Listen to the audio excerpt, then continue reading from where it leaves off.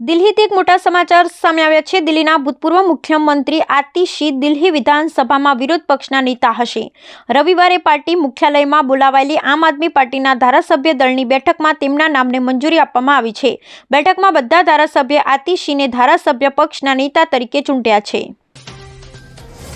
રાજકોટની પાયલ હોસ્પિટલના સગર્ભા મહિલાઓના ચેકઅપના ફૂટેજ વાયરલ થવા મુદ્દે નોટિસ પાઠવવામાં આવી હતી, જેમાં એક પછી એક પોલીસ દ્વારા પગલાં લેવાઈ રહ્યા છે। આ અંતર્ગત સાયબર ક્રાઇમે 3 આરોપીની ધરપકડ કરી છે। આ 3 આરોપીઓમાંથી 2 મહારાષ્ટ્રના છે અને એક સુરતનો રહેવાસી છે।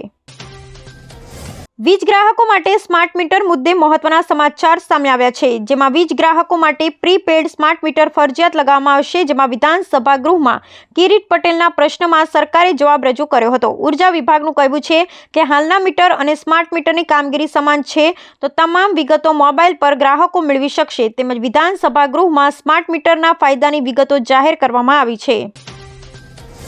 રાજકોટમાં 4 કોંગ્રેસ નેતાઓ સામે ધરપકડ વોરંટ ઇસ્યુ કરવામાં આવ્યું હતું, જેમાં ભાજપ નેતા પર કરેલ બદનક્ષી કેસમાં કોર્ટની કાર્યવાહી કરવામાં આવી હતી। જેમાં સુખરામ રાઠવા, શૈલેષ પરમાર, સીજે ચાવડા અને અંગત મદદનીશ વિરુદ્ધ કાર્યવાહી ભાજપ અગ્રણી નીતિન ભારદ્વાજે રાજકોટની કોર્ટમાં બદનક્ષીનો દાવો કર્યો હતો।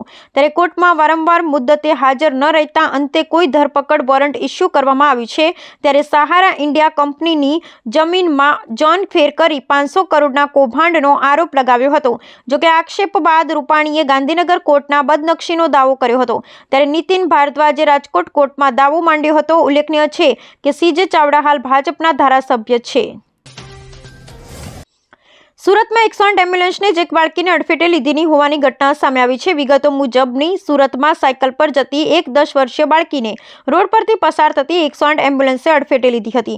આ તરફ રસ્તા પર જતી બાળકી અચાનક એમ્બ્યુલન્સની ટક્કરે હવામાં ઉછળી હતી। જો કે આ બાળકીને ઈજા પહોંચ્યા બાદ સારવાર અર્થે ખસેડવામાં આવી હતી। નોંધનીય છે કે અકસ્માતની આ સમગ્ર ઘટના નજીકના સીસીટીવી કેમેરામાં કેદ થઈ છે। ગુજરાત માધ્યમિક અને ઉચ્ચતર માધ્યમિક શિક્ષણ બોર્ડ દ્વારા 27મી ફેબ્રુઆરીથી ધોરણ 10 અને 12ની પરીક્ષા શરૂ થઈ રહી છે। ત્યારે આજે રાજકોટના ચૌધરી હાઈસ્કૂલ ખાતે આવેલા સ્ટ્રોંગ રૂમ પરથી સૌરાષ્ટ્ર અને કચ્છના 11 જિલ્લાના 25 ઝોનના 2 લાખ જેટલા પ્રશ્નપત્રનું આજે સવારથી એસટી બસોમાં વિતરણ શરૂ કરવામાં આવ્યું હતું, જેમાં જે તે જિલ્લા સુધીની એસટી બસમાં પ્રશ્નપત્રો પરીક્ષાલક્ષી સાહિત્યના બંધ સીલ પેક કવરમાં વિતરિત કરવામાં આવ્યા હતા, જેમાં એક બસમાં એક પોલીસ જવાન બંદોબસ્ત માટે રાખવામાં આવ્યો હતો। ગુજરાતના રાજ્યપાલ આચાર્ય દેવવ્રત રાજ્યમાં સૌથી વધુ સમય સુધી આ પદે રહેનાર વ્યક્તિ બન્યો છે। તેઓ 22 જુલાઈ 2019ના રોજ ગુજરાતના રાજ્યપાલ બન્યા હતા। 5 વર્ષ અને 217 દિવસથી રાજ્યપાલ પદે છે। આ પહેલા 1973માં મૂળ કેરળના કે વિશ્વનાથન 5 વર્ષ 132 દિવસ સુધી રાજ્યપાલ રહ્યા હતા। ગુજરાતમાં કાર્યકારી અને વધારો હવાલો સંભાળ્યો હોય તેવા કુલ 24 રાજ્યપાલ બન્યા છે। આનંદીબેન પટેલે યુપીમાં સૌથી વધુ 5 વર્ષે રાજ્યપાલ રહેનાર બન્યા છે। મહાશિવરાત્રિના દિવસે સોમનાથમાં વિવિધ કાર્યક્રમોનું આયોજન કરવામાં આવ્યું છે અને મંદિર 42 કલાક સતત ખુલ્લું રહેશે અને ભાવિકોની ભીડ પણ જોવા મળશે। વિશ્વ પ્રસિદ્ધ ભારતના 12 જ્યોતિર્લિંગમાં પ્રથમ સૌરાષ્ટ્ર સાગર તટે સોમનાથ પ્રભાસ પાટણ ખાતે દેવાદિદેવ શિવના મહાપર્વ મહાશિવરાત્રિની તડામાર તૈયારીઓ શરૂ કરી દેવામાં આવી છે। ટ્રસ્ટના આયોજન મુજબ મહાશિવરાત્રિએ સવારે 4 વાગે દર્શનાર્થીઓને દર્શન માટે ખુલશે, જે બીજે દિવસે એટલે કે 26 ફેબ્રુઆરીના રોજ સવારે ખુલેલું સતત બંધ થયા વગર 27 ફેબ્રુઆરીના રાત્રિના 10 સુધી દર્શનાર્થીઓ માટે સતત 42 કલાક સુધી ખુલ્લું રહેશે।